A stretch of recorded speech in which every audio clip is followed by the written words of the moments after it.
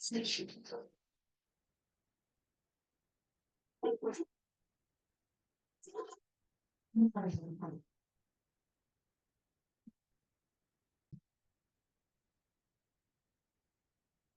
ఇక్కడ వచ్చేసి మనకి యుఎస్ హెల్త్ కేర్ సిస్టమ్ లో 3 మెంబర్స్ ఉంటారు. ఎవరెవరు? పేషెంట్. పేషెంట్ అంటే ఎవరైతే హెల్త్ చూపించుకోవడానికి వస్తారో వాళ్ళని పేషెంట్స్ అంటారు. ప్రొవైడర్స్ అంటే డాక్టర్స్. ప్రొవైడర్ కి ఇంకొక పేరేం పిలుస్తారంటే ఫిజిషియన్స్. ఫిజిషియన్ అన్నా కూడా డాక్టర్స్. ఓకే. తర్వాత పేయర్స్. పేయర్స్ అంటే ఎవరైతే ఇన్సూరెన్స్ కంపెనీ సంబంధించిన వాళ్ళు ఉంటారో, ఎవరైతే డాక్టర్ కి పేమెంట్ ఇస్తారో వాళ్ళని పేయర్స్ అంటారు. ఎవరు పే చేస్తారు? ఇన్సూరెన్స్ కంపెనీ వాళ్ళు పే చేస్తారు. ఓకే.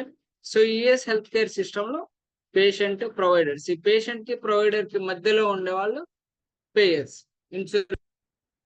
ఓకే. సో ఇక్కడ ఫస్ట్ ప్రొవైడర్స్ మనకి 2 టైప్స్ ఆఫ్ ప్రొవైడర్స్ ఉన్నారు. ఎవరు? ఒకటేమో ఇండివిజువల్ ప్రొవైడర్స్, ఒకళ్ళేమో ఫెసిలిటీ ప్రొవైడర్స్. ఇండివిజువల్ యాక్చువల్ గా కోర్స్ అయిపోయిన తర్వాత ఎవరికి వాళ్ళు ఇండివిజువల్ ఫెసిలిటీ, అదే ఇండివిజువల్ హాస్పిటల్ అనేది రన్ చేస్తారు. Okay. Primary care physician. Primary care physician అంటే స్పెషలైజేషన్ ఉండదు, జస్ట్ ఎంబీబీఎస్ అయిపోతుంది, జస్ట్ చిన్న చిన్న ప్రాబ్లమ్స్ మాత్రం చూస్తూ ఉంటారు. స్పెషాలిటీ కేర్ ఫిజిషియన్ అంటే జస్ట్ ఏదైనా కార్డియాలజీ కానీ, గ్యాస్ట్రాలజిస్ట్ కానీ, ఇలా డెంటిస్ట్ కానీ, ఇలా ఏదో ఒక స్పెషాలిటీ ఉంటుంది, వాళ్ళని స్పెషాలిటీ కేర్ ఫిజిషియన్స్ అంటారు. తర్వాత ఫెసిలిటీ. కొంతమంది డాక్టర్స్ హాస్పిటల్లో వర్క్ చేస్తారు, అంబులేటరీ సర్జరీ సెక్టర్ అంటే సర్జరీ డిపార్ట్మెంట్ లో వర్క్ చేస్తారు, స్కిల్డ్ నర్సింగ్ ఫెసిలిటీలో వర్క్ చేస్తారు, home health, hospice. Hospice is nothing but చెప్తాను నెక్స్ట్ వస్తుంది. సో ఇక్కడ అంబులేటరీ సర్జరీ సెంటర్ అంటే ఏంటి? So ambulatory surgery centre is a surgery that does not require over night. రోజు మొత్తం అక్కడ హాస్పిటల్లో ఉండాల్సిన పని లేదు, జస్ట్ సర్జరీ జరుగుతుంది, సాయంత్రానికి వెళ్ళి ఇంటికి వెళ్ళిపోవచ్చు. It is also called as day surgery or same day surgery. It is also called as day surgery or same day surgery. ఏమేంటి example? Eye surgery, cataract, laparoscopic surgeries, ears, nose, throat related procedures, ఇవన్నీ ఒక రోజులో అయిపోయే surgeries. Okay. Suppose CABG ఉందనుకోండి, అది 1 డేలో అయ్యే surgery కాదు. ఒకవేళ అయినా సరే దానికి మళ్ళీ ఫ్లూయిడ్స్ ఎక్కిస్తూ ఉండాలి, ఐసీయూలో స్టే చేయాలి, అట్లీస్ట్ డిశ్చార్జ్ అవ్వడానికి అట్లీస్ట్ ఒక 1 వీక్ టైం పడుతుంది. బట్ ఈ ఐ సర్జరీస్ కి వీటికి డిశ్చార్జ్ అవ్వడానికి ఎక్కువ టైం అవసరం లేదు. పొద్దున వస్తాడు, మధ్యాహ్నం కల్లా ఆపరేషన్ అయిపోయింది, కాసేపు మళ్ళీ రీచెక్ చేస్తారు, ఏదైనా డ్రాప్స్ ఇచ్చేసి డిశ్చార్జ్ చేసేస్తారు, సాయంత్రం కల్లా ఇంటికి వెళ్ళిపోవచ్చు. Okay. That is called ambulatory surgery. అంటే ఓవర్ నైట్ స్టే చేయాల్సిన అవసరం లేదు. తర్వాత హాస్పైస్. హాస్పైస్ అంటే ఫర్ టెర్మినల్లీ ఇల్ పర్సన్స్, అంటే 6 months కన్నా ఎక్కువగా బతకలేరు. ఇప్పుడు క్యాన్సర్ ఉందనుకోండి, ఎగ్జాంపుల్ ఇచ్చాడు. క్యాన్సర్ లో స్టేజెస్ ఉంటాయి, స్టేజ్ 1 ఉంటాయి, 2 ఉంటాయి, 3 ఉంటాయి, 4 ఉంటాయి. 4th స్టేజ్కి వెళ్ళిన వాళ్ళు బతకడానికి ఛాన్సెస్ ఉంటాయి, చాలా తక్కువ మంత్స్ లో చనిపోతారు. హెచ్ఐవి కూడా సివియర్ స్టేజ్కి వెళ్ళిపోయింది, దాంట్లో కూడా ఉంటాయి స్టేజెస్, హై స్టేజ్కి వెళ్ళిపోయింది, అప్పుడు కూడా చనిపోవడానికి దగ్గరలో ఉంటారు. ఈఎస్ఆర్డి, కిడ్నీ పనిచేయదు, డయాలసిస్కి వెళ్తా ఉంటారు. So that is called ESRD. So hospice అంటే for terminally ill persons, patient with life expectancy of 6 months or less. 6 months లేదా 6 months లోపే వాళ్ళు చనిపోతారు. ఓకే. అందుకని వాళ్ళకి ఏ ట్రీట్మెంట్ ప్రొవైడ్ చేయరు, ఎందుకంటే ఇంక వాళ్ళు చనిపోయిన తర్వాత ట్రీట్మెంట్ కాస్ట్ ఎవరిస్తారు? సో జస్ట్ వాళ్ళకి వచ్చే సిమ్టమ్స్ రానియకుండా కాపాడుతామంటారు. అందుకనే ఇక్కడ చెప్తున్నాడు ఏమని, treatment for terminally illness stops during the hospice care. So treatment అనేది స్టాప్ చేసేస్తారు, only symptom management and treatment for any other illness is provide. ఏదైనా సిమ్టమ్స్ కానీ ఇంకేదైనా చిన్న చిన్న ప్రాబ్లమ్స్ ఉంటే మాత్రమే టేక్ కేర్ చేస్తారు, కానీ ట్రీట్మెంట్. సో హాస్పైస్ అంటే అది. తర్వాత వచ్చేసి హెల్త్ ఇన్సూరెన్స్ అంటే ఏంటి? మన హెల్త్ కి ఏదైతే ఇన్సూరెన్స్ తీసుకుంటామో హెల్త్ కి సంబంధించి దాన్నే హెల్త్ ఇన్సూరెన్స్ అంట. లాస్ట్ టైం ఒక ఇంటర్వ్యూకి వెళ్ళినప్పుడు వాళ్ళని అడిగారు, ఇన్సూరెన్స్ అంటే ఏందని అడిగారు. ఇన్సూరెన్స్ అంటే ఏంది, హెల్త్ ఇన్సూరెన్స్ అంటే ఏంది, ప్రీమియం అంటే ఏందని అడిగి. ఇన్సూరెన్స్ అంటే మామూలుగా there will be అనే types of insurance like health insurance, vehicle insurance, house insurance, animal insurances.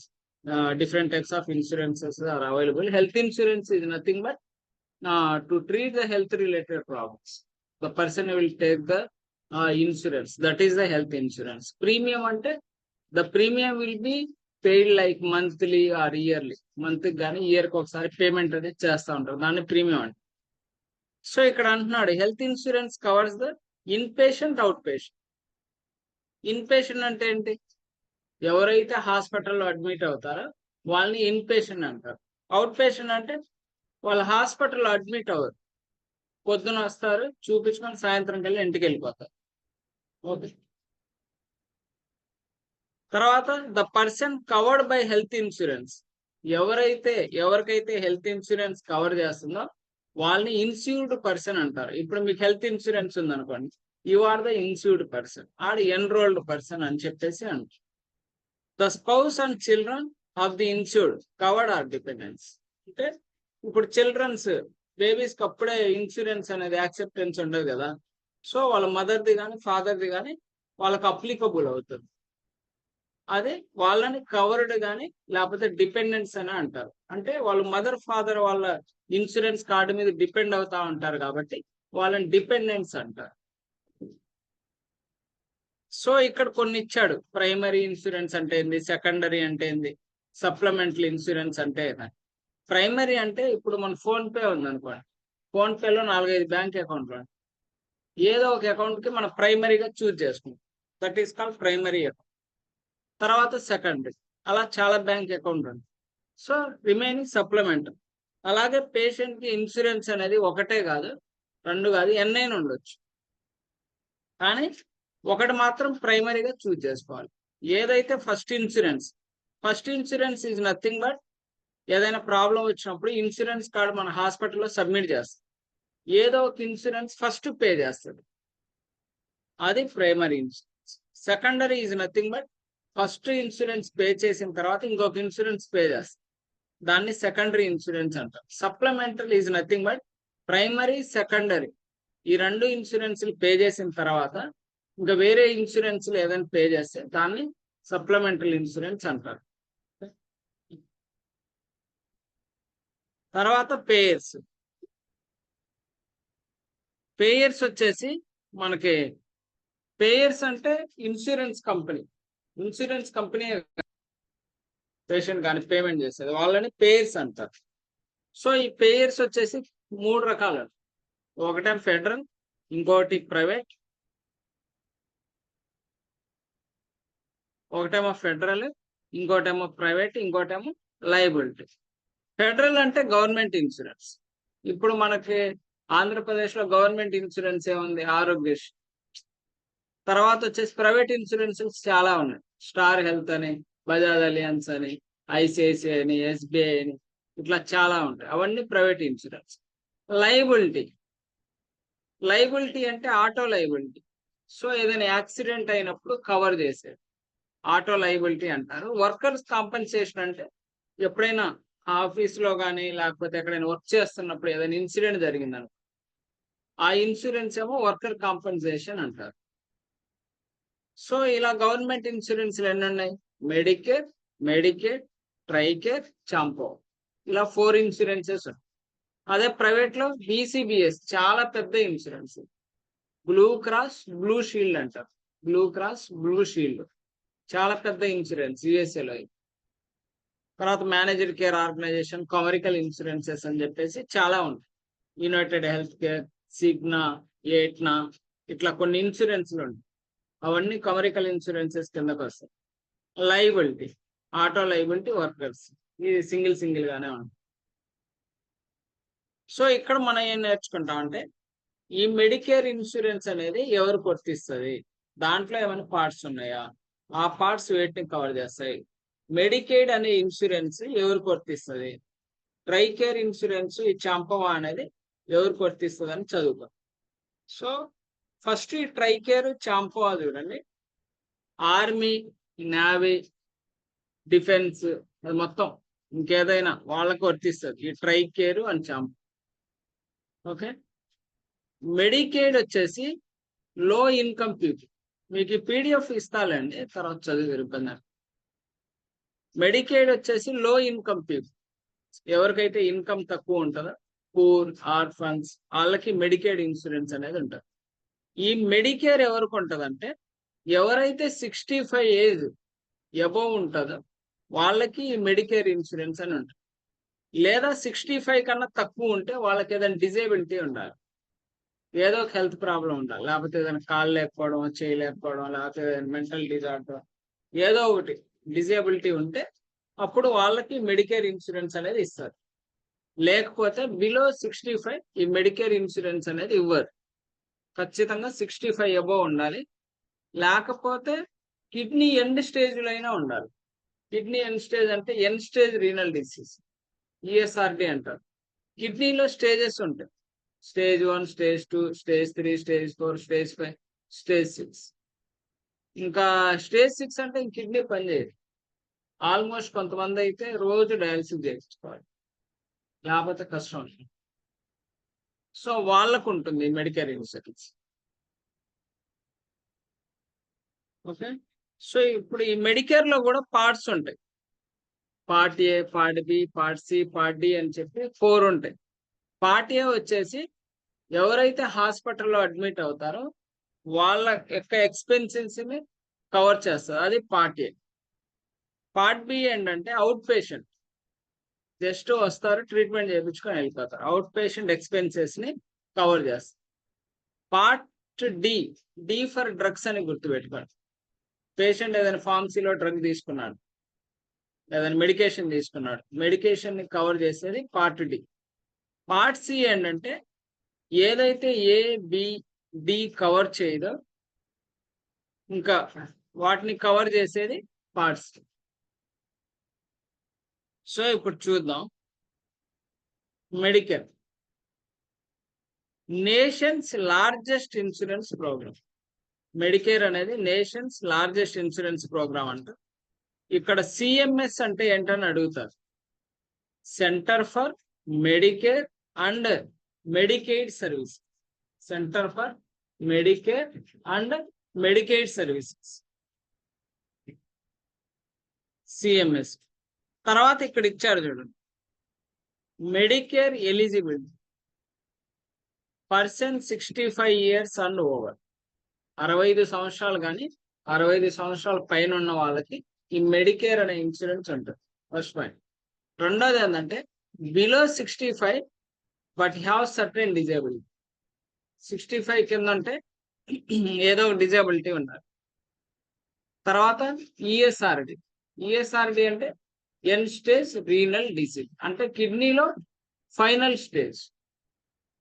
మీరు ఎప్పుడైనా ఏదైనా ఇంటర్వ్యూకి వెళ్ళినప్పుడు కూడా అడగొచ్చు, ఇది what is the abbreviation for ESRD అన్నారు, ఎన్ స్టేజ్ రీనల్ డిసీజ్ అన్నారు. అంటే ఏందన్నారు అనుకో, కిడ్నీ పనిచేయదు, ఇంకా అదే లాస్ట్ స్టేజ్. సో ఖచ్చితంగా will depend on dialysis. Dialysis చేయబట్టి చచ్చిపోతారు. సో అది ఈఎస్ఆర్డి. ఎప్పుడు చచ్చిపోతారో కూడా తెలియదు. క్యాన్సర్ లో స్టేజెస్ 4th స్టేజెస్కి వెళ్ళిన తర్వాత మనం ఏం చేయలేదు. తర్వాత మెడికేర్ లో 4 పార్ట్స్ ఉంటాయని చెప్పా కదా.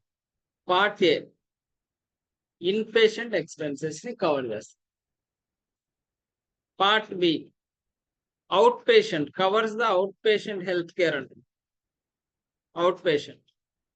Okay. Part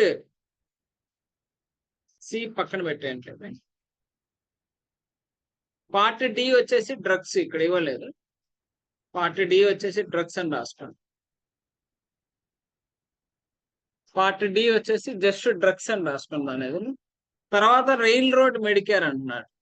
rail road Medicare అంటే పేరులోనే ఉంది, railway employees, retired railway employees కి ఉండే insurance rail road Medicare. Okay. అది కూడా వాళ్ళకి 65 ఏజ్ అబోవ్ ఉండాలి. 65 ఏజ్ అబోవ్, 65 దాటాలి ఏజ్ అనేది. ప్లస్ రిటైర్డ్ రైల్వే ఎంప్లాయీస్ మాత్రమే ఈ రైల్ రోడ్ అనే మెడికేర్ అనేది మాత్రమే వర్తిస్తుంది, railroad Medicare. Okay.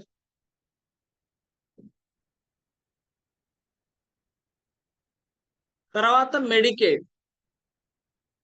Medicaid ఇందాక చెప్పా కదా, లో ఇన్కమ్ పీపుల్స్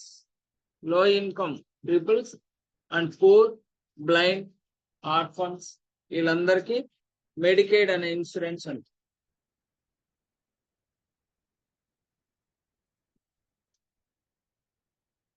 తర్వాత ఇక్కడ కొన్ని పాయింట్స్ ఇచ్చాడు చూడండి. There is no patient responsible in most of the cases. అసలు ఇక్కడ పేషెంట్ రెస్పాన్సిబుల్ అవ్వాల్సిన అవసరం లేదు. అంటే ఎట్లా అంటే మొత్తం ఇన్సూరెన్సే పే చేస్తుంది, పేషెంట్ ఏం పే చేయాల్సిన అవసరం లేదు.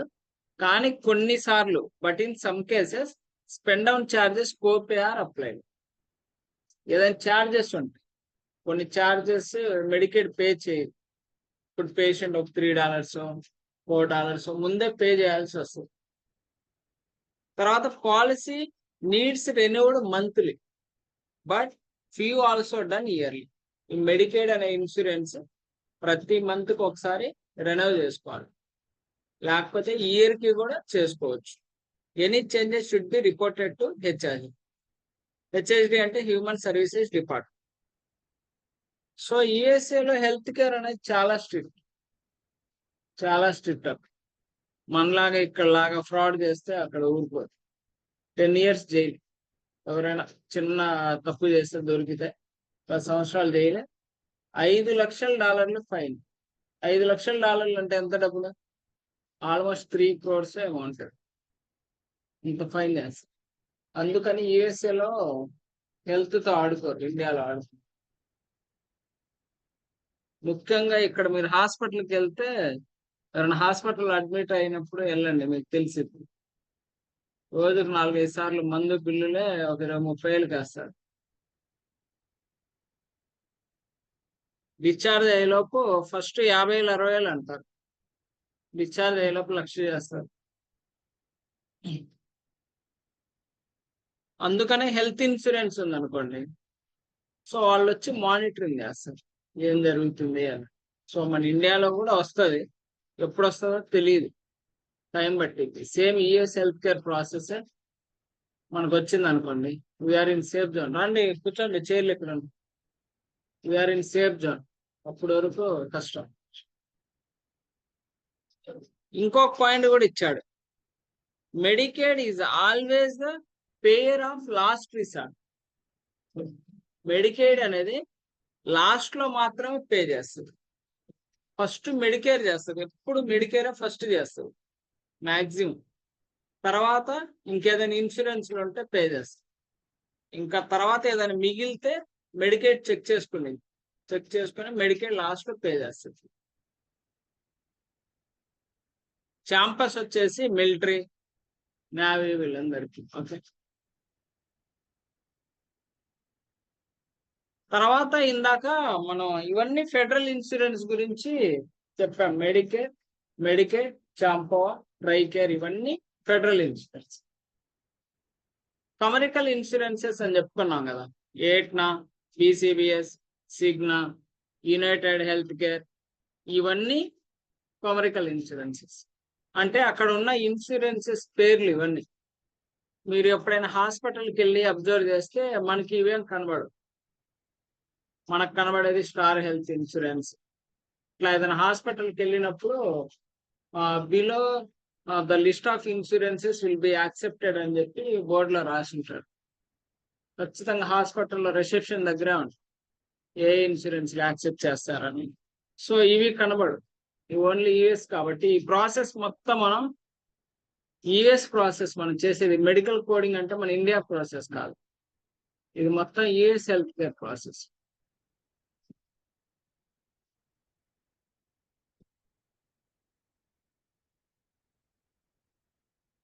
తర్వాత ఇలా మేనేజ్డ్ కేర్ ఆర్గనైజేషన్ లో ఇలా 3 ప్లాన్స్ ఉంటాయి, హెచ్ఎంఓ, పిపిఓ, పిఓఎస్. హెచ్ఎంఓ అంటే హెల్త్ మెయింటెనెన్స్ ఆర్గనైజేషన్, పిపిఓ అంటే ప్రిఫర్డ్ ప్రొవైడర్ ఆర్గనైజేషన్, పిఓఎస్ అంటే point of service organisation. So ఇక్కడ ఒక టేబుల్ ఇచ్చాడు, నేను అర్థమైందా మామూలుగా ఈ టేబుల్. హెచ్ఎంఓ ఏమో role of PCP and referral acceptable, in network of provider okay అంటున్నాడు, out of network providers not okay అంటున్నాడు. సో పీపీఓలో role of PCP and referral not okay, in network of providers, out of network providers. In network of providers, out of network providers అంటే ఏం తెలుసు? So in network of providers అంటే వాళ్ళకి eligible, అక్కడ work చేసుకోవచ్చు అని. Okay, out of network providers అంటే దీంతో సంబంధం లేను. So just you can click in network of providers.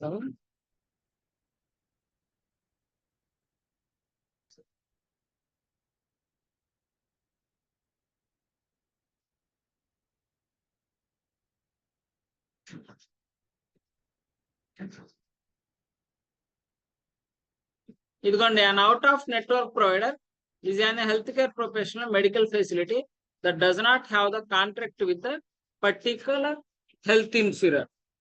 Okay, ఆ ఇన్సూరెన్స్ తో వాళ్ళకి కాంట్రాక్ట్ అనేది ఉండదు, వాళ్ళని అవుట్ ఆఫ్ నెట్వర్క్ ప్రొవైడర్స్ అంటారు.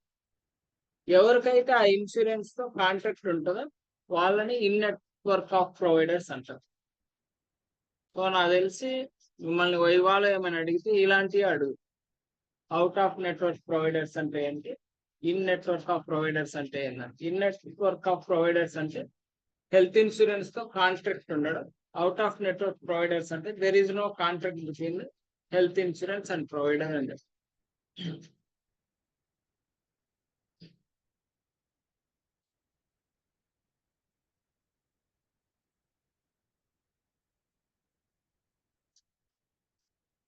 ఓకే, ఇక్కడ తర్వాత ఆటో లైబిలిటీ. ఆటో లైబిలిటీ అంటే చెప్పా కదా, యాక్సిడెంట్ అయినప్పుడు వెహికల్ కి కవర్ చేసే. వర్కర్స్ కాంపన్సేషన్ అంటే వర్కింగ్ చేసేటప్పుడు ఏదైనా జరిగితే. ఇక్కడ ఇచ్చాడు చూడండి, worker compensation. The plan covers the only work related problems, only work related problems, no premium for employees. ఎవరైతే వర్క్ చేస్తారో వాళ్ళకి ప్రీమియం పేషెంట్ దగ్గర నుంచి ఏం కట్టించుకోరు, కంపెనీయే కట్టుకునేది. ఇప్పుడు మీకు రేపు మెడికల్ కోడింగ్ కంపెనీలో ఎక్కడైనా జాబ్ వచ్చింది అనుకోండి, సో మెడికల్ కోడింగ్ కంపెనీ మీకు హెల్త్ ఇన్సూరెన్స్ ఇస్తుంది. సో మదర్ ఫాదర్ అంటే ఆఫ్టర్ మ్యారేజ్ అయిపోయిన తర్వాత వేరు, before marriage mother father family members కి వర్తిస్తుంది అనమాట. Okay, no premium for employees, no patient responsibility. ఇది మొత్తం మీరు ఎక్కడైతే వర్క్ చేస్తున్నారో ఆ కంపెనీ భరాయిస్తుంది మొత్తం. The policy in the name of the employer. అంతే కదా, మీరు అక్కడ వర్క్ చేస్తున్నప్పుడు మీ పేరు మీదే ఉంటుంది కదా పాలసీ, వేరే వాళ్ళ పేరు మీద ఉండదు. Each injury reported by employer gets A claim. ఎక్కడెక్కడ ఇంజురీ జరిగిందో ఎంప్లాయీ చెప్తాడు, దాన్ని బట్టి క్లెయిమ్ అనేది వస్తుంది. Claims to be submitted along with the medical records. With the medical records తో సబ్మిట్ చేస్తేనే వస్తుంది. ఇప్పుడు మీరైనా అంతే, ఇప్పుడు ఎప్పుడైనా హాస్పిటల్కి వెళ్ళినప్పుడు హెల్త్ ఇన్సూరెన్స్ ఉందనుకోండి, డైరెక్ట్ హెల్త్ ఇన్సూరెన్స్ కి ఫోన్ చేసి మేము ఇలా హాస్పిటల్లో జాయిన్ అయ్యాం, సో 1,00,000 రూపాయలు బిల్ అయిందంటే వాడు ఇస్తాడు? ఇవ్వడు కదా. సో ప్రాపర్ మెడికల్ రికార్డ్స్ అనేవి, బిల్స్ ఇవన్నీ సబ్మిట్ చేస్తేనే దేర్ విల్ బి అనే క్లెయిమ్ యాక్సెప్ట్ అవుతుంది, పేమెంట్ వస్తుంది. సో ఇది కూడా అంతే.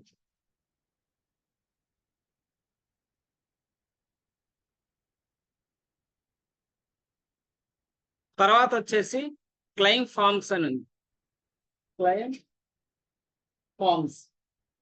క్లెయిమ్ ఫార్మ్స్ అంటే ఇప్పుడు హెల్త్ ఇన్సూరెన్స్ సంబంధించింది ఏదైనా క్లెయిమ్ చేయాలి. క్లెయిమ్ చేయాలంటే ఏం చేయాలి? ఏదో ఒక ఫార్మాట్ ఇస్తాడు, ఆ ఫార్మాట్ అనేది ఫిల్ చేయాలి.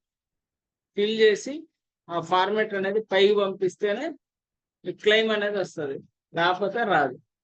సేమ్ అలాగే ఇక్కడ 2 టైప్స్ ఆఫ్ క్లెయిమ్ ఫార్మ్స్ ఉన్నాయి. ఒకటేమో ఫిజిషియన్ బిల్లింగ్, డాక్టర్కి ఇచ్చారు. ఇంకోటేమో హాస్పిటల్ బిల్లింగ్, హాస్పిటల్కి వచ్చేది. ఓకే, సో ఇలా హాస్పిటల్ కి బిల్ రావాలంటే EB04 అనే ఫామ్ ఉంటుంది, ఆ ఫామ్ లో ఫిల్ చేయాలి. ఫిజిషియన్ కి డబ్బులు రావాలంటే ఈ CMS 1500 అని చెప్పి ఒక ఫామ్ ఉంటుంది, ఆ ఫామ్ లో ఫిల్ చేసి పంపిస్తేనే ఈ అమౌంట్ అనేది క్లెయిమ్ అవుతుంది. తర్వాత place of service. Place of service అంటే ఏం లేదమ్మా. సో పేషెంట్ అవుట్ పేషెంట్కి వచ్చాడు అనుకో ఒక నెంబర్ ఉంటుంది, ఇన్ పేషెంట్కి అడ్మిట్ అయితే ఒక నెంబర్ ఉంటుంది, ఎమర్జెన్సీలోకి వెళ్తే ఇంకొక నెంబర్ ఉంటుంది. ఓకే, అలా డిఫరెంట్ డిఫరెంట్ నెంబర్స్ ఉంటాయి, వాటినే ప్లేస్ ఆఫ్ సర్వీస్ అంటారు. సో ఆఫీస్కి ఏమో 11, అవుట్ పేషెంట్కి ఏమో 22, ఇన్ పేషెంట్కి ఏమో 21, అంబులేటరీ సర్జరీ సెంటర్కి ఏమో 24. సో ఇవి మనకి సిపిటి బుక్ లో డైరెక్ట్ గా ఉంటాయి, చూపిస్తాను. సిపిటి అని ఒక బుక్ ఉండిద్ది మన దగ్గర. ఆ బుక్ కనుక ఓపెన్ చేస్తే థర్డ్ పేజీలో ప్లేస్ ఆఫ్ సర్వీసెస్ కోడ్స్ అని చెప్పి ఉంటుంది.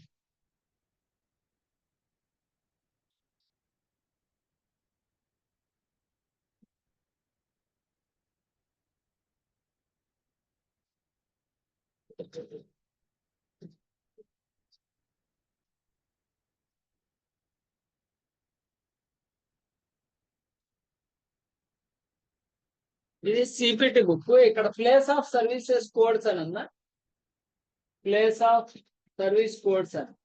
1 ఫర్ ఫార్మసీ అంటే ఫార్మసీ రిలేటెడ్ ఈ ప్లేస్ ఆఫ్ సర్వీస్ నెంబర్ అనేది 1.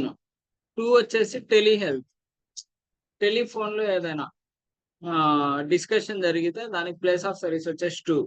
స్కూల్ కి అయితే 3. 4 అయితే హోమ్లెస్ షెల్టర్. 5 అయితే ఇండియన్ హెల్త్ సర్వీసెస్. 6 అయితే Indian health service provide based facility. ఇట్లా 11 అయితే ఆఫీస్, 12 అయితే హోమ్, 14 అయితే గ్రూప్ హోమ్. ఇట్లా ఉంది. సో ఇవి ప్లేస్ ఆఫ్ సర్వీస్ కోడ్స్ అండి. మీరేం గుర్తుపెట్టుకోవాల్సిన అవసరం లేదు. జస్ట్ ఎగ్జామ్ రాసే వాళ్ళు అయితే గుర్తుపెట్టుకోవాలి కంపల్సరీ. ఈ ప్లేస్ ఆఫ్ సర్వీస్ నుంచి సిపిసి ఎగ్జామ్ లో 2 క్వశ్చన్లు వస్తాయి.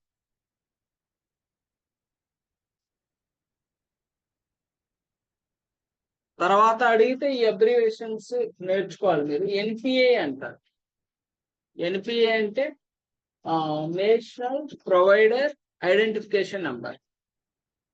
సో డాక్టర్కి ఒక నెంబర్ ఉంటుంది, ఆ నెంబర్ కొట్టినమ్మంటే ఆ డాక్టర్కి సంబంధించిన డీటెయిల్స్, ఏ పేషెంట్ ట్రీట్మెంట్ చేశారు ఏంటని చెప్పి మొత్తం వస్తుంది. పిఐఎన్ అంటారు, provider identification number. Provider identification number. Provider అంటే డాక్టర్స్. టిఏఎన్ ఖచ్చితంగా ట్యాక్స్ ఉంటుంది, tax identification number. NPI national provider identification number. TAN provider identification number. TAN tax identification number.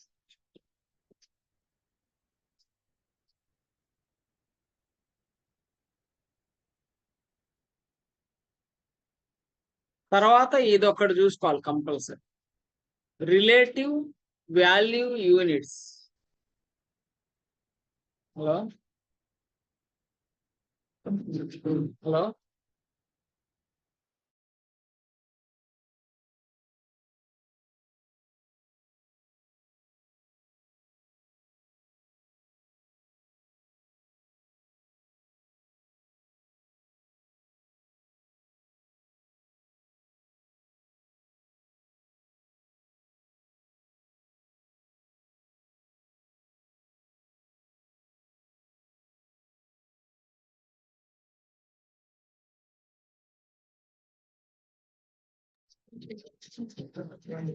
So ఇక్కడ ఆర్వియు అంటే రిలేటివ్ వాల్యూ యూనిట్స్.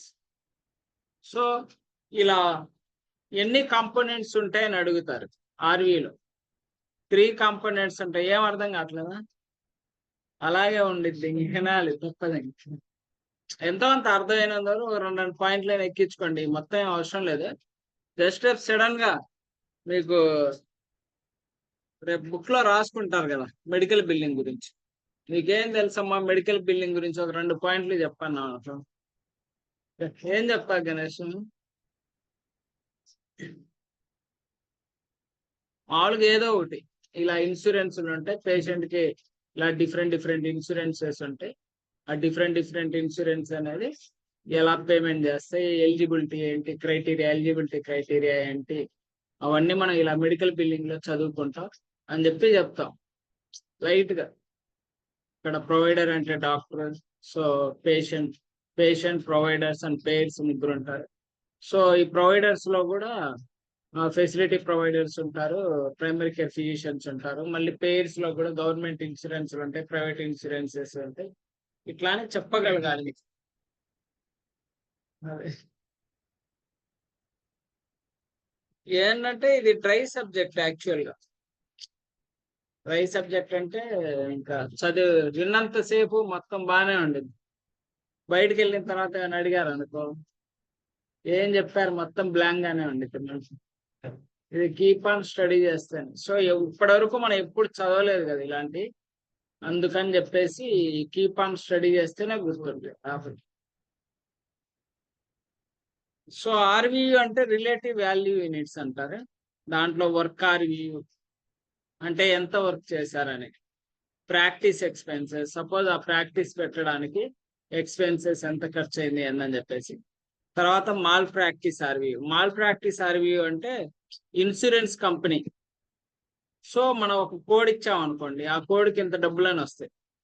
సో ఏదైనా risk ఉందా, లేకపోతే insurance company physician కి correct గా ఏమైనా పేమెంట్ చేసిందా అనే సంబంధించి మొత్తం ఈ మాల్ ప్రాక్టీస్ ఆర్వీయూ అంటారు.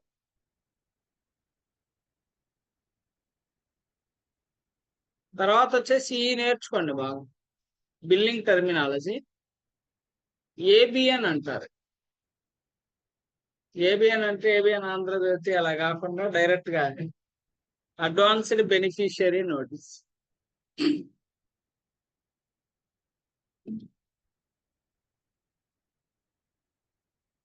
ఏం తెలుసా అడ్వాన్స్డ్ బెనిఫిషియరీ నోటీస్ అంటే ఏంటంటే, సపోజ్ ఒక పేషెంట్కి ఆరోగ్యశ్రీ ఉంది అనుకోండి, ముందే చెప్తారు, ఒక ఫామ్ ఫిల్ చేయించుకుంటారు, మీకు ఇవి మాత్రమే కవర్ అవుతాయి, ఇవి కవర్ అవ్వవు అని చెప్పేసి ముందే సైన్ పెట్టించుకుంటారు. అట్లాగే అమెరికాలో ఒక ఫామ్ ఉంటుంది, మెడికేర్ అనే ఇన్సూరెన్స్ మీకు ఈ సర్వీసెస్ ని కవర్ చేయదు అని చెప్పి ఒక ఫామ్ లో సంతకం పెట్టించు, అదే ABN form.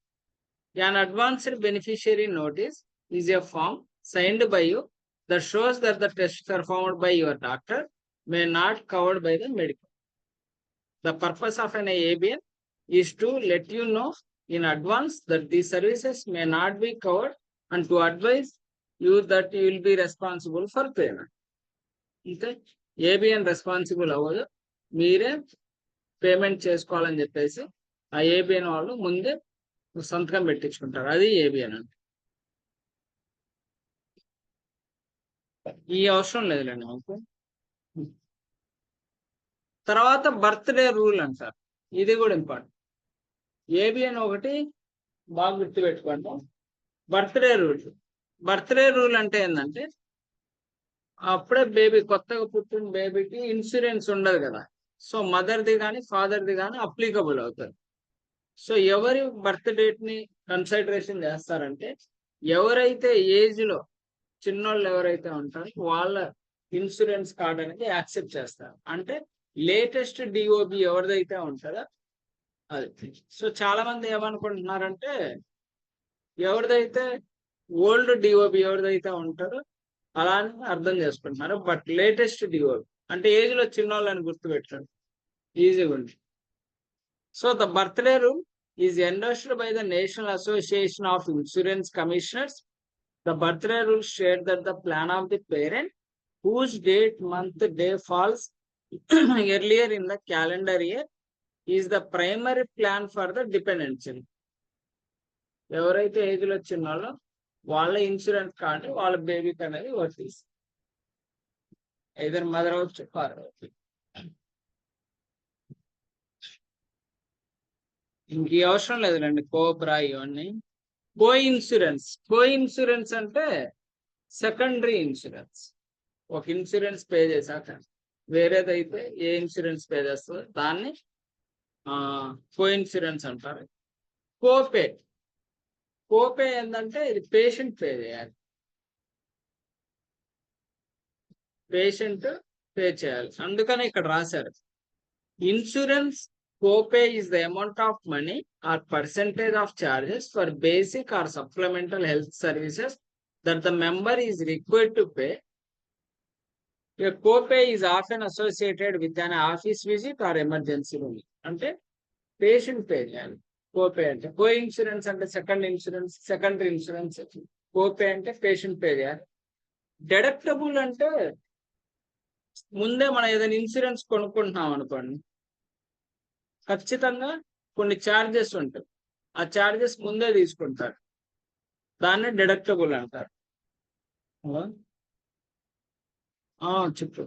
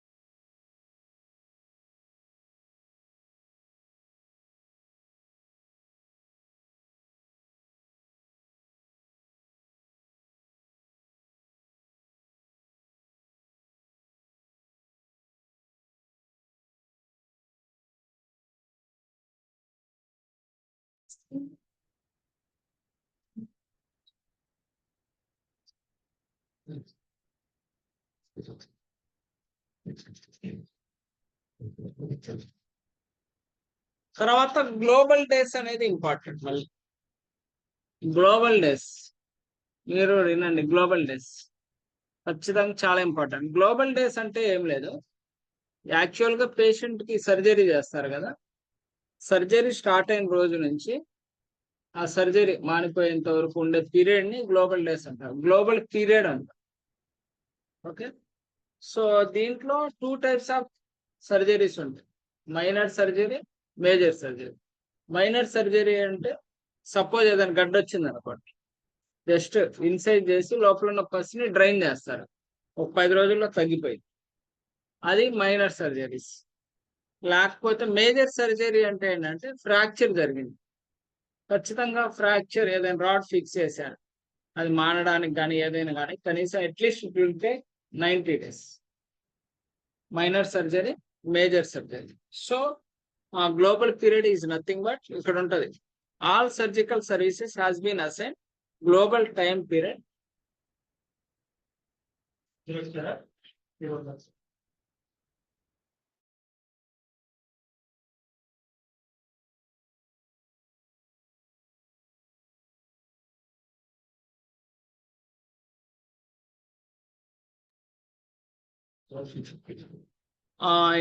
For post-operative care, all follow-up care surgery performed within the assigned global period will be considered as a part of the surgical reimbursement and not allowed to separate. Actual గా ఏం లేదమ్మా, surgery start చేసే ముందు దాన్ని pre operative అంటారు, surgery జరిగిన రోజుని intra operative అంటారు, సర్జరీ అయిపోయిన తర్వాత మానేంత వరకు ఉండే టైంని పోస్ట్ ఆపరేటివ్ పీరియడ్ అంటారు. After the operation, pre operative before the operation, intra operative during the operation, post operative is nothing but after the operation. So ఇదంతా టైం పీరియడ్ ని గ్లోబల్ పీరియడ్ అంటారు. Minor surgery 0 to 10 days, 0 to 90 days వచ్చేసి major surgeries, minor and major. తర్వాత fraud ఒకటి తెలుసుకోవాలి. ఈ medical లో fraud అంటే ఏంటి? మామూలుగా ఫ్రాడ్ అంటే ఏంది జనరల్ గా? ఇప్పుడు హాస్పిటల్కి మీరు వెళ్ళారు, ఫ్రాడ్ అని మీరు వాళ్ళని ఎలా ఐడెంటిఫికేషన్ చేస్తారు వాళ్ళు ఫ్రాడ్ అని? చెప్పుకో గట్టిగా.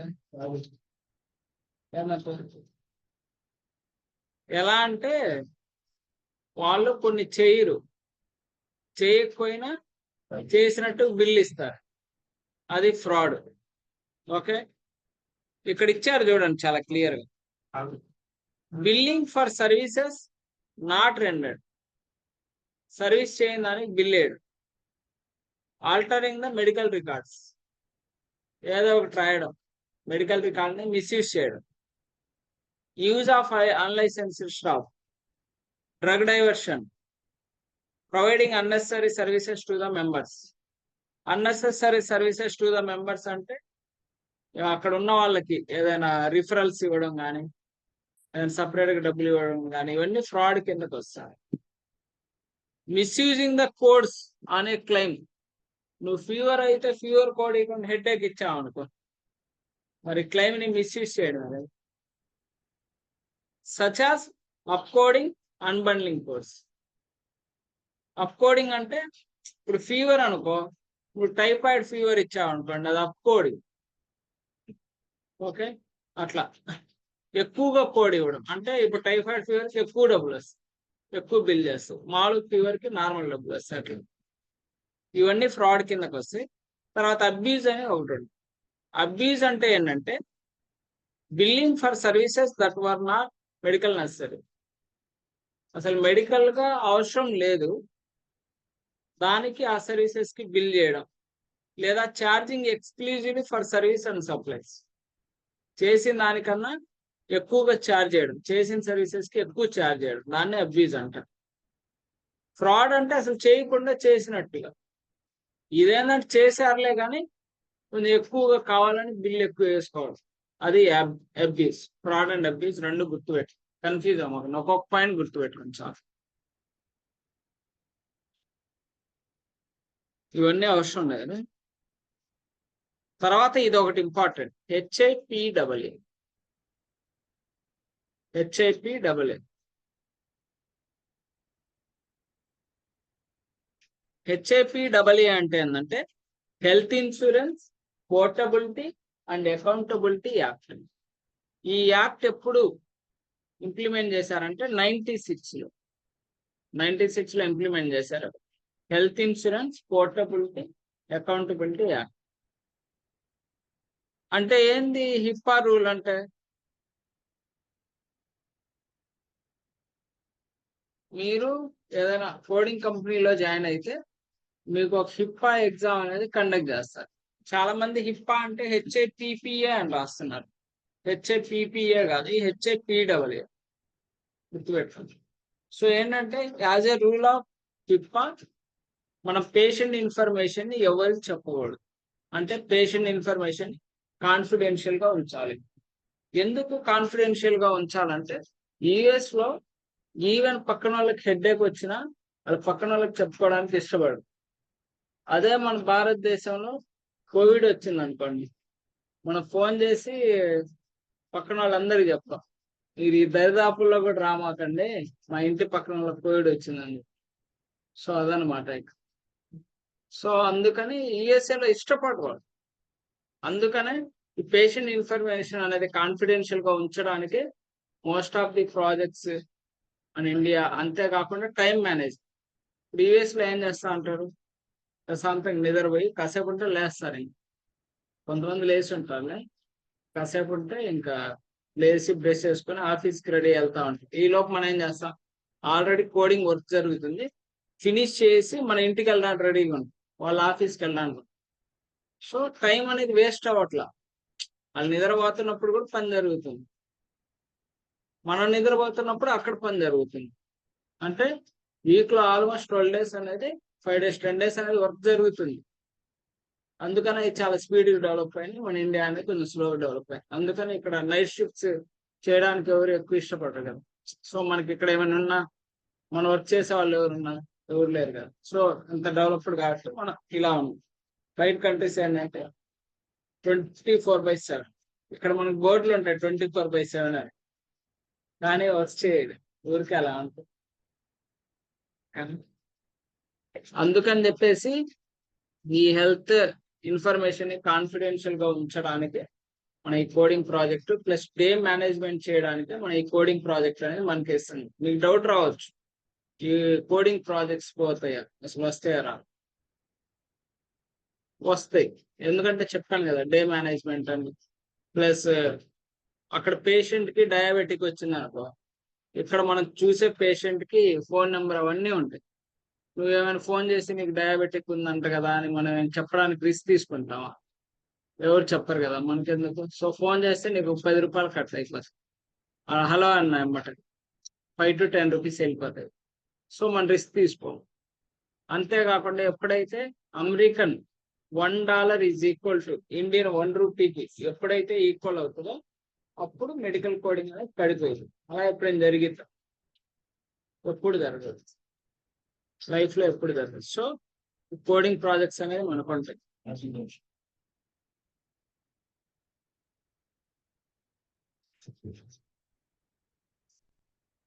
సో ఇదంతా హిప్పా రూల్ ఏంటంటే పేషెంట్ ఇన్ఫర్మేషన్ ప్రొటెక్ట్ చేయడం.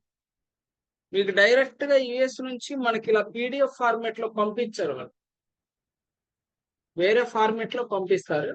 ఇక్కడ మనం కొన్ని టూల్స్ యూజ్ చేసి వాటిని పీడిఎఫ్ ఫార్మేట్ లో కన్వర్ట్ చేసుకుంటాం. లేకపోతే ఇన్ఫర్మేషన్ అనేది హ్యాక్ చేస్తారు.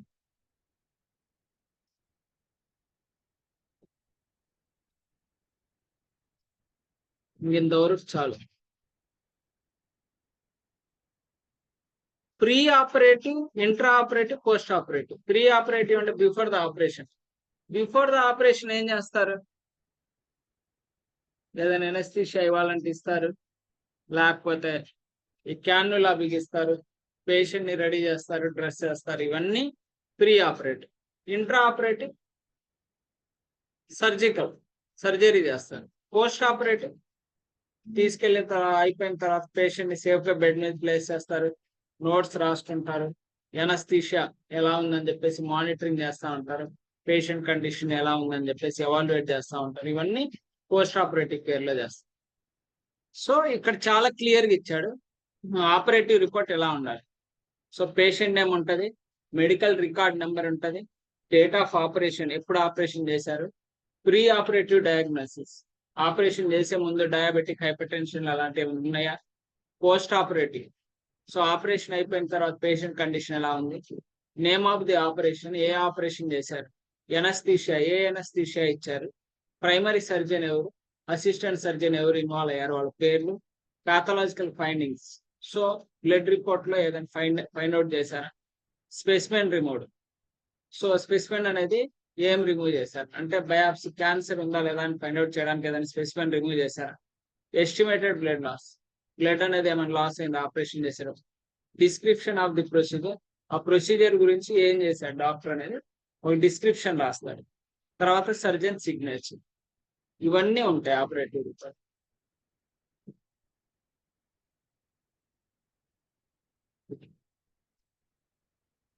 ఇంకంతే.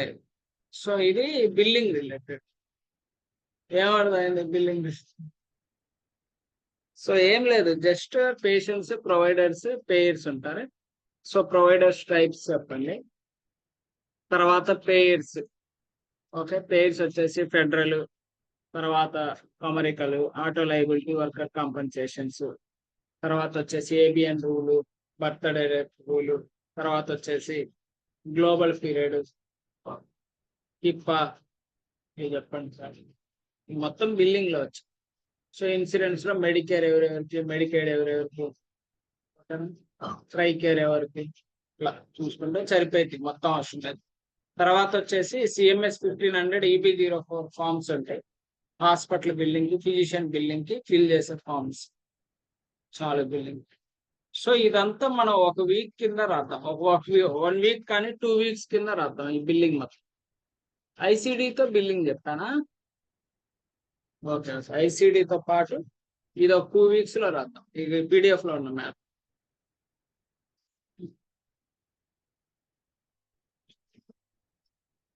సో రిమైనింగ్ 6 వీక్స్ ఐసిడి రాయొచ్చు.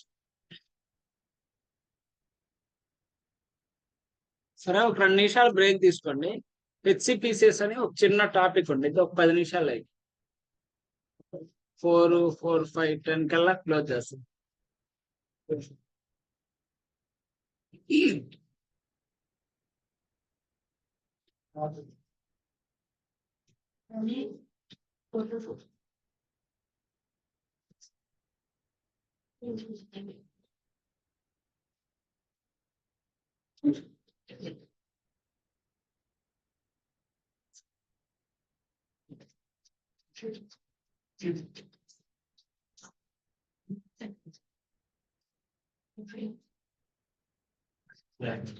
కాల్ మాట్లాడచ్చు. మాట్లాడరా.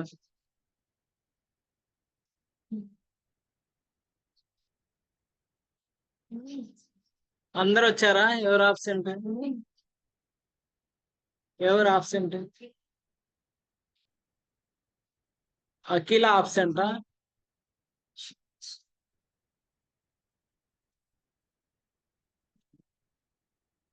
ఆగండి చెప్తా ఫస్ట్ ప్రెజెంట్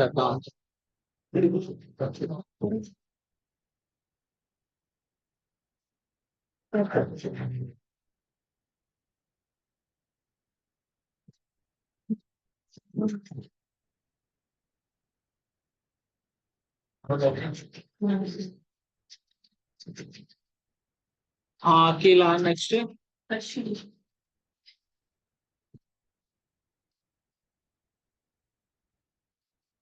ఏది హర్షిని అఖిల పైన నెక్స్ట్ బాయ్స్ లో చెప్పండి ఎవరు ఆప్షన్ షేక్ బిలాల్ ఆప్షన్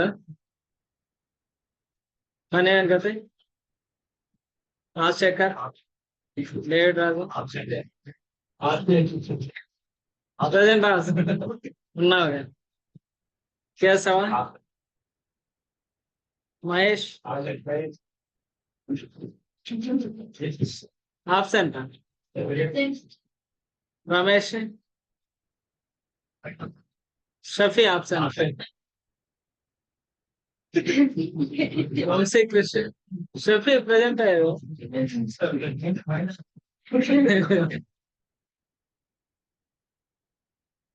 ఎవరు రాలే గణేష్ షావేంగ్ మిగతా వాళ్ళందరూ వచ్చినట్టే కదా సరే జస్ట్ ఫార్మాలిటీ కోసమే అంటే మామూలుగా వస్తే మంచిది ఎందుకంటే ఇప్పుడు సార్ నేను లాస్ట్ చేంజ్ చేస్తాను ఏం లేదు యాక్చువల్ గా మీరు ఏంటంటే ఎందుకు అటెండ్ అవ్వమనుకుంటుంది అట్లీస్ట్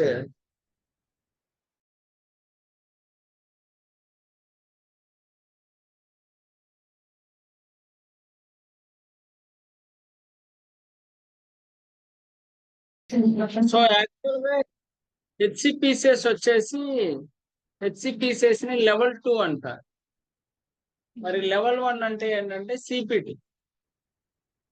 సిపిటిని లెవెల్ 1 అంటారు హెచ్సిపిసిఎస్ ని లెవెల్ 2 అంటారు so HCPCS is nothing but hospital course మీకు ఆల్రెడీ ఆ రోజు చెప్పాను కదా హాస్పిటల్లో పేషెంట్ కి ఇప్పుడు ఏదైనా బెడ్ యూజ్ చేశారనుకోండి it comes under the HCPCS course లేకపోతే ఏదైనా వీల్ చైర్ యూజ్ చేశారు అంటే దానికి సంబంధించిన కోడ్ సిపిటిలో ఉండదు ఏదైతే సిపిటిలో ఉండదో ఆ కోడ్ హెచ్సిపిసిఎస్ లో ఉంటుంది కంపల్సరీ అంటే హాస్పిటల్లో యూజ్ చేసే కోడ్స్ హాస్పిటల్లో చేసే సర్జరీస్ కి సిపిటి వాడతాం level 1 level 2 is nothing but HCPCS okay HCPCS అంటే ఏంటంటే health care common procedural coding system health care common procedural coding system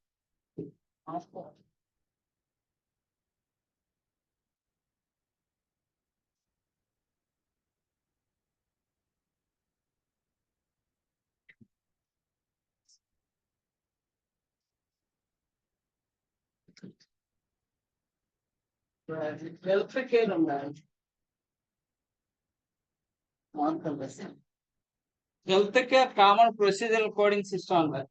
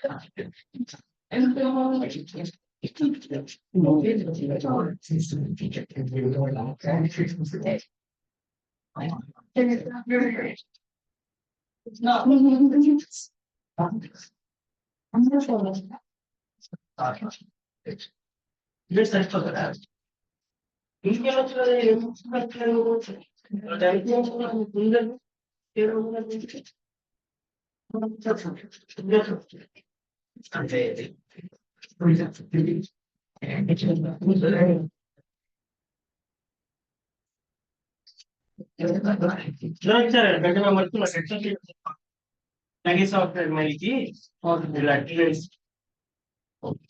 మీరు ఇంటర్న్షిప్ అందరూ ఫీజు కట్టాలి. ఫీజు మీరు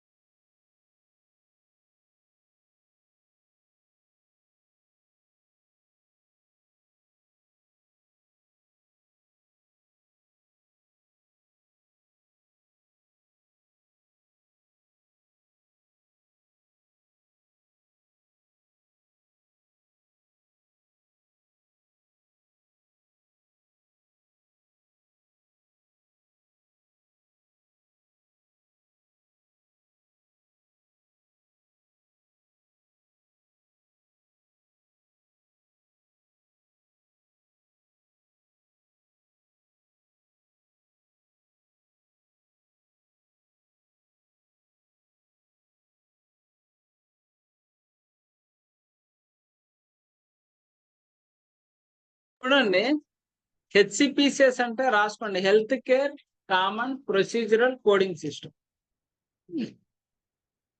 health care common procedural coding system. Okay, HCPCS ని level 2 అంటారు, సిపిటిని level 1 అంటారు. CPT అంటే current procedural terminology. Current procedural terminology. Excel లో రాస్తా.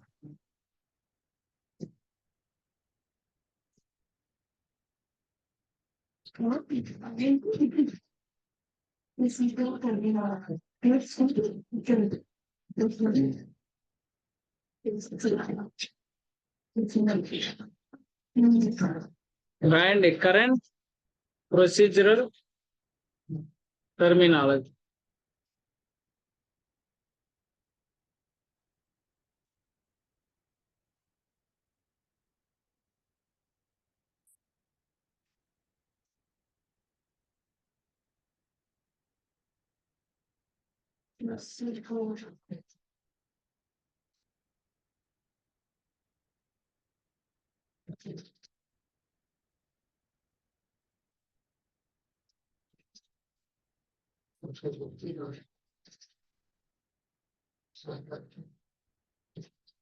అలా రాసుకోండి.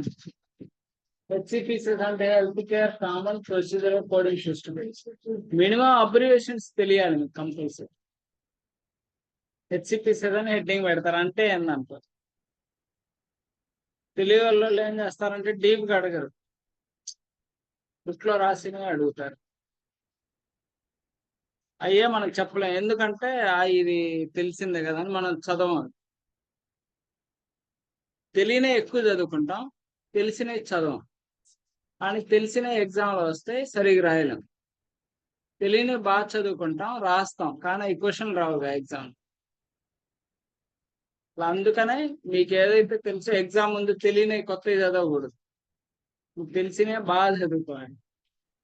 4 క్వశ్చన్లు వచ్చినా పర్ఫెక్ట్ గా రాసి పాస్ అయిపోవచ్చు అట్లా. So health care common procedure coding system.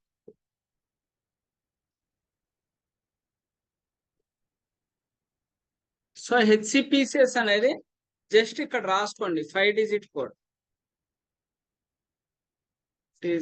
మళ్ళీ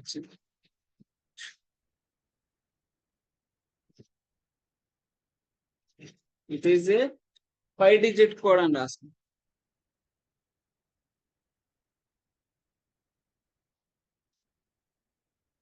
ఆల్ఫా న్యూమరిక్.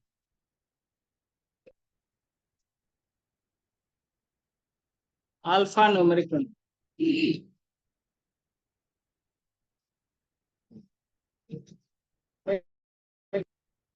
ఉంటది 5 డిజిట్ ఉంటది and it should be the alpha numeric. అంటే ఎగ్జాంపుల్ ఇట్లా రాసుకోవచ్చు, 40 లేకపోతే బి ఇలా ఏదైనా రాసుకోవచ్చు. అంటే ఫస్ట్ ఆల్ఫా ఉంటుంది, ఏ నుంచి జెడ్ లెటర్ లోపు ఉంటుంది, తర్వాత న్యూమరిక్స్ ఉంటుంది. ఇట్ ఈస్ అనే ఆల్ఫా న్యూమరిక్ అని రాసుకోవచ్చు.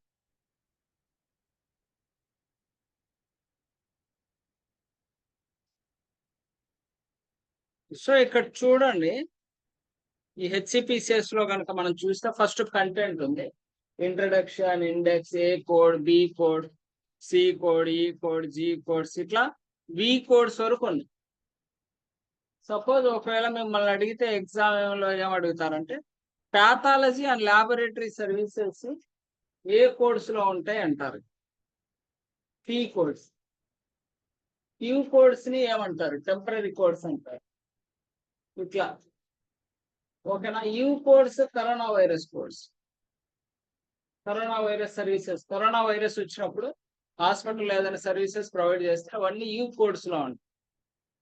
సో తర్వాత ఈ కోడ్స్ డ్యూరబుల్ మెడికల్ ఎక్విప్మెంట్స్, అయ్యే ఇందాక చెప్పుకున్నాం కదా, వీల్ చైర్స్ అట్లాంటి, ఇవన్నీ ఈ కోడ్స్. తర్వాత H codes, alcohol and drug abuse treatment services. Alcohol తీసుకున్నప్పుడు కానీ ఏదైనా డ్రగ్ తీసుకున్నప్పుడు, ట్రీట్మెంట్ చేస్తున్నప్పుడు వాళ్ళకి ఇచ్చే సర్వీసెస్ అప్పుడు యూజ్ చేసే కోడ్స్. జే కోడ్స్, ఇంజెక్షన్ కోడ్స్. ఇట్లా కోడ్స్ ఉంటాయి, జస్ట్ మీకు గుర్తున్నాయి గుర్తు పెట్టుకోండి, మొత్తం అవసరంలా, ఏదైనా ఒక 4-5 చదువుకోండి. తర్వాత అపెండిక్స్ ఉంటుంది, అపెండిక్స్ 1, 2, 3. సో వి కోడ్స్ వరకు ఉంటాయి. అపెండిక్స్ 1, 2, 3, 4, 5, 6, 7 ఇట్లా ఉంటాయి. అపెండిక్స్ 1 లో టేబుల్ ఆఫ్ డ్రగ్స్ ఉంటుంది.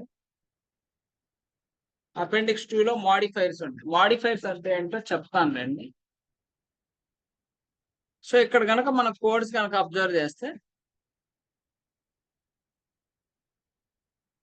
ఇక్కడ చూడండి, ఇట్లా ఉన్న ఏ కోడ్స్. ఎగ్జాంపుల్ వచ్చేసి A0426272829 మొత్తం అంబులెన్స్ కోడ్స్, ట్రాన్స్పోర్టేషన్ కోడ్స్ ఇవన్నీ ఏ సిరీస్ లో.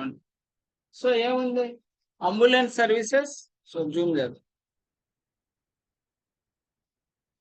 So ambulance services, advanced life support, non emergency transport. ఇది advanced life support, emergency transport. ఇదేమో నాన్ ఎమర్జెన్సీ, ఇదేమో ఎమర్జెన్సీ.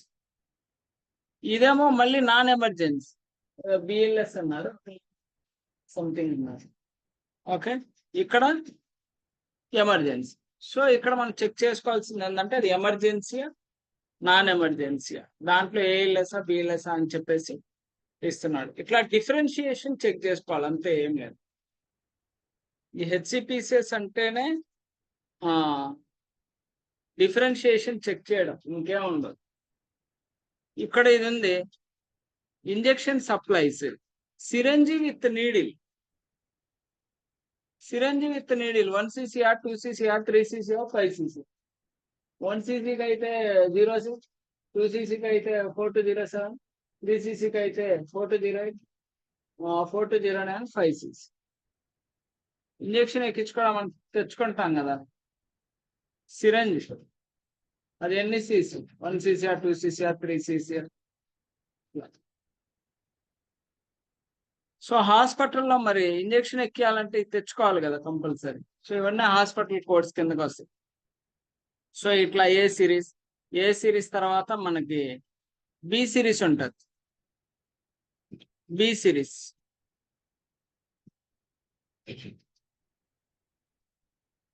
ఇదేం తెలుసా? ఇది నోజ్ ఈసోఫాగస్ లో నుంచి ట్యూబ్ సెండ్ చేశారు ఇంటెస్టైన్ లో. Gastrostomy, jejunostomy tube standard, any material any type each. Gastrostomy, jejunostomy tube లో ప్రొఫైల్. ఇట్లా ఎంట్రల్ ఫార్ములా. సపోజ్ ఇలా ఈ ట్యూబ్ అనేది ఇన్సెర్ట్ చేశారు, అది లో ప్రొఫైలా లేకపోతే స్టాండర్డా ఏంటని చెప్పి చెప్తున్నాడు. సో ఇవన్నీ హాస్పిటల్లో యూజ్ చేసే కోడ్స్ అని చెప్పా కదా. సో బి సిరీస్ లో ఇలా గ్యాస్ట్రిక్ ట్యూబ్ ఒకటి, ఇంకా so gastric tube related information ఉంది. ఇలా పేరెంటల్ న్యూట్రిషన్ కి సంబంధించింది అంటివి ఉన్నాయి. తర్వాత సి సిరీస్ లో వచ్చేసి ఇక్కడ చెప్తున్నాడు ఆర్థోపెడిక్ కానీ, ఎండోస్కోప్స్ కానీ, ఏదైనా క్యాథటర్స్ కానీ. క్యాథటర్ అంటే తెలుసా? మామూలుగా ఇప్పుడు యాంజియోగ్రామ్ చేస్తారు. ఇప్పుడు ఏదైనా బ్లాక్స్ ఉన్నాయా లేదా అని చెప్పేసి ఫైండ్ అవుట్ చేస్తారు.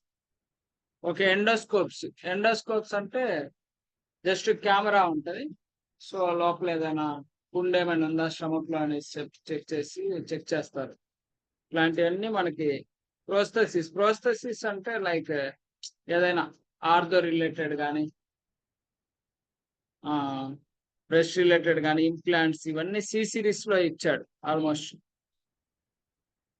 ఫేస్ మేకర్స్, హార్ట్ సరిగా కొట్టుకోనప్పుడు ఫేస్ మేకర్ ద్వారా హార్ట్ బీట్ అనేది రన్నింగ్ చేయడానికి ఇన్స్టాల్ చేస్తారు. ఫేస్ మేకర్స్, డిఫిబ్రిలేటర్స్ ఇట్లా అంటారు.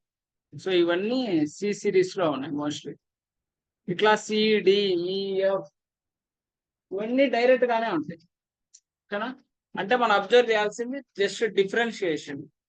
సో మీరు జస్ట్ చదువుకోండి ఏ కోర్స్ దేనికి వస్తాయి, E codes, C codes, D codes, E codes దేనికి వస్తాయి, అట్లా చదువుకోండి. ఇవన్నీ అవసరం లేదు. తర్వాత డైరెక్ట్ గా జే కోడ్స్ వద్దాం. ఇది కొంచెం ఇంపార్టెంట్. ఈవెన్ మనం కోడింగ్ చేసేటప్పుడు కూడా జే కోడ్స్ చేయాల్సి వస్తుంది coding. So J codes are nothing but injection codes. Injection INJ, J ఉంది, ఇంజెక్షన్ గుర్తుపెట్టు. ఓకే, ఇక్కడ ఫార్ములా ఎలా యూజ్ చేస్తామంటే ఇక్కడ ఒక J2250 ఉంది. J2250 injection promethazine HCl up to 50 mg. 50 kmgకి అయితే ఇదే కోడ్. ఒకవేళ ఫెనాగ్రాన్ 50 mg అన్నా ఇదే కోడ్. కింద రాశాడు కదా, యూజ్ దిస్ కోడ్ ఫర్ ఫెనాగ్రాన్. అలా కాకుండా 100 mg అని చెప్పారనుకో, అప్పుడు ఏం చేయొచ్చు? మామూలుగా జనరల్ గా మీరు ఏం చేస్తారు, ఇప్పుడు ఈ కోడ్ ఏమో 50 mg, మీకు 100 mg ఇచ్చారు. ఆ కోడ్ని ఏం చేయొచ్చు మీరు మామూలుగా? ఇంటూ 50 వేస్తారా, లేకపోతే ఆ కోడ్ని 50 times రాస్తారా, లేకపోతే ఆ కోడ్ని 2 సార్లు రాస్తారా? ఎలా రాయొచ్చు? ఆ కోడ్ని 2 times రాయొచ్చు. సో ఈజీ ఏంటంటే 2 times రాసే బదులు ఇంటూ 2 వేస్తే సరిపోతుంది, ఇంకా ఈజీ కదా. సో ఇక్కడ మనం ఏంటంటే ఎంత ఈజీ ఫార్మేట్ ఉంటే అంత ఈజీ ఫార్మేట్ గా చేయడం బెటర్. సో 150 mg ఇచ్చారనుకోండి, అప్పుడేం చేయొచ్చు? ఇంటూ 3 వేయాలి. 200 అంటే ఇంటూ ఎంత? 4.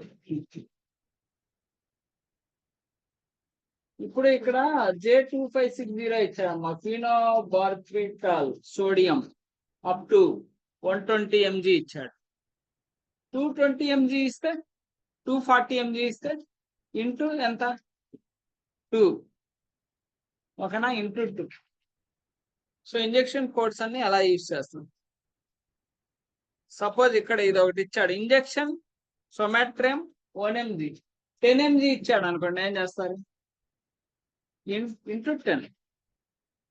100 mg ఇస్తే ఇంటూ 100, అంతే, ఏం లేదు, సింపుల్.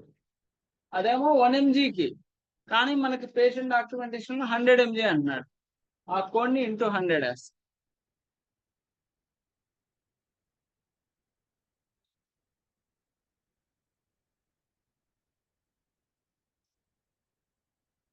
ఇప్పుడు ఇది ఉంది, injection magnesium sulphate for 500 mg అన్నాడు, 1000 mg ఇస్తే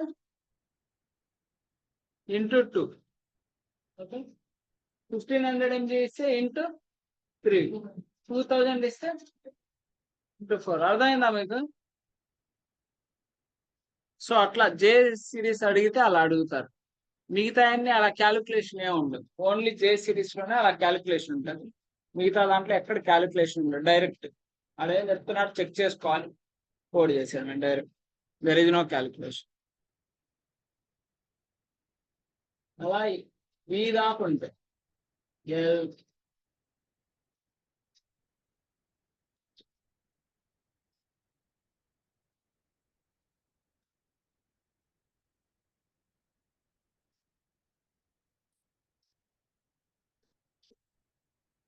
ఇలా వి దాకా ఉంటాయి. ఓకే, తర్వాత వచ్చేసి మనకి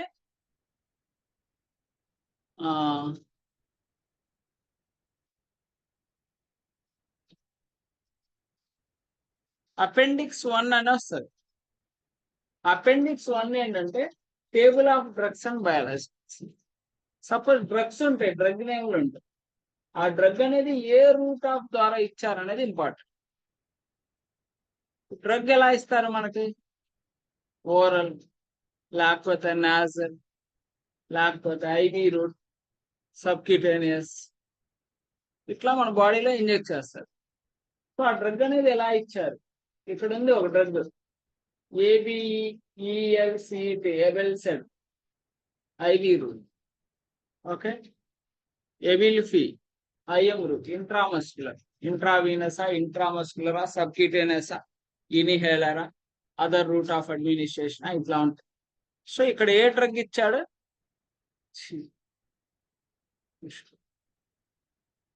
ఏ డ్రగ్ ఇచ్చాడు, ఏ రూట్ ఆఫ్ అడ్మినిస్ట్రేషన్ అనేది మనం చెక్ చేసుకోవాలి. చెక్ చేసుకొని ఆ రూట్ ఆఫ్ అడ్మినిస్ట్రేషన్. బట్ ఇది డైరెక్ట్ గా మనకి కళ్ళెదురు బుక్ ఉంటే మాత్రమే మనం చెప్పగలం, కానీ ఇన్ని మనం గుర్తుపెట్టుకోవాలంటే కష్టం. ఓకే, మీకు ఏ రూట్ తెలియకపోతే ఐవి రూట్ అని చెప్తా ఉంటుంది, అర్థమైంది? ఐవి రూట్ ఆఫ్ అడ్మినిస్ట్రేషన్ అని చెప్పండి. అందుకని మనం ఏం చేస్తామంటే బుక్ లో రాసేటప్పుడు కూడా అన్ని రూట్ ఆఫ్ అడ్మినిస్ట్రేషన్ రాయకుండా 10 డ్రగ్గులు రాసి అన్ని ఐవి రూట్ ఆఫ్ అడ్మినిస్ట్రేషన్ రాసేస్తాం, అప్పుడు మీకు ఇబ్బంది ఉండదు. ఈ drug A route of administration ఇస్తారంటే ఐవి రూట్ అని చెప్పాను. మీకు ఇంటర్న్షిప్ వరకు మాక్సిమం సిపిసి రాసే వాళ్ళకి ఏంటంటే ఈ బుక్ డైరెక్ట్ గా ఎగ్జామ్ లో ఇస్తారు, క్వశ్చన్ పేపర్ కూడా మీకు కళ్ళెదురే ఉండిద్ది. ఏ డ్రగ్ ఇచ్చాడు, ఏ రూట్ ఆఫ్ అడ్మినిస్ట్రేషన్ చెక్ చేస్తాం, కోడ్ చేయడం. ఈ డ్రగ్స్ కూడా గజిబిజి ఏమి ఉండవు. ఏ సిరీస్ తో ఉన్న డ్రగ్స్ ఫస్ట్ లో ఉంటాయి, తర్వాత బి సిరీస్, సి సిరీస్, ఇలా ఆర్డర్ లో చూసుకోవడం. ఇక్కడ ఏ సిరీస్ ఉన్నాయి, ఇలా కిందకి వెళ్తే బి సిరీస్ డ్రగ్స్ ఉంటాయి, ఇదిగోండి బి సిరీస్ డ్రగ్స్. కిందకి వెళ్తే సి సిరీస్ డ్రగ్స్ ఉంటాయి. అలా ఎగ్జామ్ పాయింట్ ఆఫ్ వ్యూలో ఈజీ. మరి వర్కింగ్ పాయింట్ ఆఫ్ వ్యూలో ఎలా అంటే, వర్కింగ్ పాయింట్ ఆఫ్ వ్యూలో కూడా ఈజీ. ఎట్లా అంటే వీఆర్ హ్యావింగ్ వన్ సాఫ్ట్వేర్, ఇలా ఎన్కోడర్ ఫ్లో అని చెప్పేసి మనకి ఒక సాఫ్ట్వేర్ ఉంటుంది. ఆ సాఫ్ట్వేర్ లో మనం లాగిన్ అవుతాం.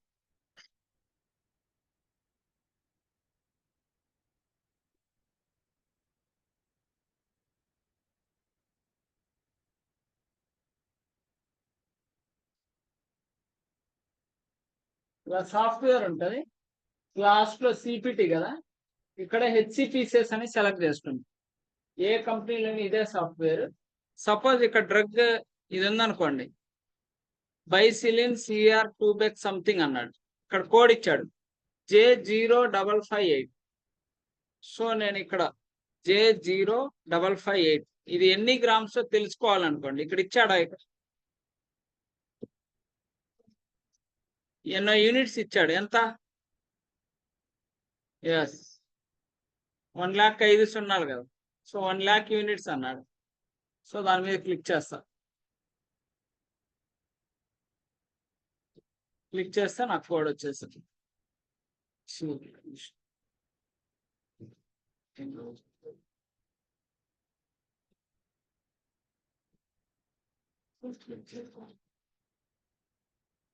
ఇదిగోండి J0558 injection penicillin G, benzathine and penicillin G procaine 1,00,000 units. ఇది కోడ్.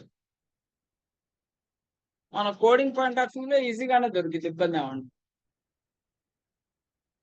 సో ఇట్లా డ్రగ్స్ అనేది ఏ రూట్ ఆఫ్ అడ్మినిస్ట్రేషన్ అనేది మనం చెక్ చేసుకుంటాం. ఓకే, తర్వాత వచ్చేసి ఇదంతా మొత్తం అయ్యే అపెండిక్స్ మొత్తం.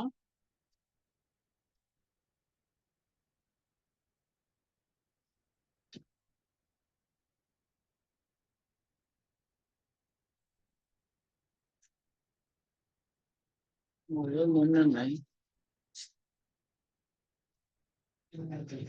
తర్వాత ఏమో అపెండిక్స్ 2 మాడిఫైర్స్ అంటారు. మాడిఫైర్స్ అంటే ఏం లేదమ్మా, యాక్చువల్ గా ఇక్కడ ఒక మాడిఫైర్ ఇచ్చాడు, ఎప్పుడైనా గుర్తుపెట్టుకోండి. ఈ హెచ్సిపిసిఎస్ అనేది ఆల్ఫా న్యూమరిక్ కదా, ఇక్కడ వాడే మాడిఫైర్స్ కూడా alphanumeric. Alphanumeric alpha. CPT code అనేది ఓన్లీ న్యూమరిక్స్ కదా. సిపిటి 5 డిజిట్స్, హెచ్సిపిసిఎస్ కూడా 5 డిజిట్స్. హెచ్సిపిసిఎస్ ఏమో ఆల్ఫా న్యూమరిక్, ఇదేమో level 2 HCPCS level 2 alphanumeric. CPT ఏమో లెవెల్ 1 ప్లస్ సిపిటి కోడ్స్ మొత్తం న్యూమరిక్స్ ఉంటాయి, నెంబరింగ్ ఉంటాయి. 1 2 3 4 5 5 4 7 8 9 అట్లా ఉంటాయి. రేపు సిపిటి గురించి చెప్తాను. సో అక్కడ యూజ్ చేసే మాడిఫైర్స్ వచ్చేసి అవి న్యూమరిక్స్ కాబట్టి అక్కడ యూజ్ చేసే మాడిఫైర్స్ కూడా న్యూమరిక్సే ఉంటాయి. హెచ్సిపిసిఎస్ అనేది ఆల్ఫా న్యూమరిక్ కాబట్టి ఇక్కడ యూజ్ చేసే మాడిఫైర్స్ కూడా ఆల్ఫా న్యూమరిక్ కానీ ఆల్ఫా గానే ఉంటుంది. అసలు మాడిఫైర్స్ అంటే ఏంటంటే సపోజ్ డాక్టర్ అనేవాడు ఏదైనా ఎక్స్ట్రా వర్క్ చేశాడు, ఆ ఎక్స్ట్రా వర్క్ చేశాడు అని చెప్పడానికి ఎడిషనల్ గా యూజ్ చేసేదే మాడిఫైర్స్. ఇప్పుడు యాక్చువల్ గా ఒక చేయికి ఏదైనా ప్రొసీజర్ చేశాడు, దానికి కోడ్ ఉంది. 2 చేతులు చేశాడు అని చెప్పడానికి కోడ్ లేదు. ఆ 2 చేశారని చెప్పడానికి ఒక మాడిఫైర్ ఇస్తాం, 2 డిజిట్ కోడ్. మాడిఫైర్స్ ఎప్పుడు 2 డిజిట్ కోడ్ ఉంటుంది, 2 నెంబర్లు ఉంటాయి. అది హెచ్సిపిసిఎస్ అయితే ఆల్ఫా న్యూమరిక్ ఉంటుంది, ఒకటి ఆల్ఫా ఒక న్యూమరిక్ లెటర్ ఉంటుంది, లేకపోతే 2 ఆల్ఫా ఉంటుంది. అదే సిపిటి అయితే ఓన్లీ న్యూమరిక్సే ఉంటాయి, న్యూమరిక్ కోడే ఉంటుంది. సో ఇక్కడ ఏమంటున్నాడు, A1 అనేది డ్రెస్సింగ్ ఫర్ 1 wound, 2 wounds చేస్తే A2, 3 wounds చేస్తే A3, 4 wounds చేస్తే A4, 5 wounds చేస్తే A5. ఇట్లా మాడిఫైర్స్ ఎన్ని wounds చేశాడు, wound రిలేటెడ్ ఒక్కోడే ఉంటది. ఎన్ని wounds చేశారని చెప్పడానికి మనం ఏదో ఒక మాడిఫైర్ ఇస్తాం. ఆ మాడిఫైర్స్ ని బట్టి పేమెంట్ అనేది డాక్టర్ కి వస్తుంది. Extra service done by the physician అని చెప్పండి చాలు. Modifier is nothing but extra service done by the physician. Here 2 types of modifiers are available, level 1 modifiers and level 2 modifiers. Level 1 modifiers are the CPT modifiers. Level 2 are the HCPCS modifiers. Level 1 modifiers are the numerics, 2 digits. Level 2 modifiers are the alpha numeric and 2 digits or alpha అని చెప్పి compulsory చాలా సార్లు even ఇంటర్వ్యూలో కూడా అడుగుతారు, modifiers గురించి అడుగుతారు. ఇవన్నీ మాడిఫైర్స్ అన్ని 2 digits ఉంటాయి. ఏదైనా సింపుల్ గా ఉండే ఒక 10 మాడిఫైర్లు మనం లిస్ట్ లో పెట్టుకుని ఇంటర్న్షిప్ బుక్ రాసేటప్పుడు మాడిఫైర్స్ గురించి ఏదైనా ఈజీగా ఉండే రాసుకుంది. ఆ dressing of 1 wound 2 wounds A1 A2 A3 ఈజీగానే ఉన్నాయి కదా, అట్లాంటి ఏదైనా 2 3 రాసుకుంది. తర్వాత ఇది చూడండి, T1, T2, T3. Left foot second digit, left foot third digit. అంటే ఫుట్ రిలేటెడ్ ఫింగర్స్ అన్నిటి టీ సిరీస్ తో ఇచ్చాడు మాడిఫైర్స్.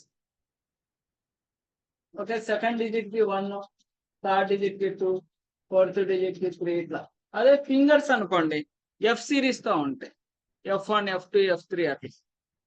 ఐ రిలేటెడ్ అనుకోండి E1, E2, E3, E4 ఉంటాయి. ఇక్కడ చూపిస్తారు, ఇదిగోండి. Upper left eyelid, lower left eyelid, upper right eyelid. Okay, ఇట్లా లోవర్ రైట్ ఐలిడ్. సో ఇట్లాంటి మాడిఫైర్స్ రాసుకుందాం. తర్వాత వచ్చేసి అబ్రివేషన్స్. ఇందాక మనం చదివాం కదా అబ్రివేషన్. సిఎంఎస్ అనే అబ్రివేషన్ మీకు తెలియదు అనుకోండి, ఈ హెచ్సిపిసిఎస్ బుక్ లోనే ఉంటది.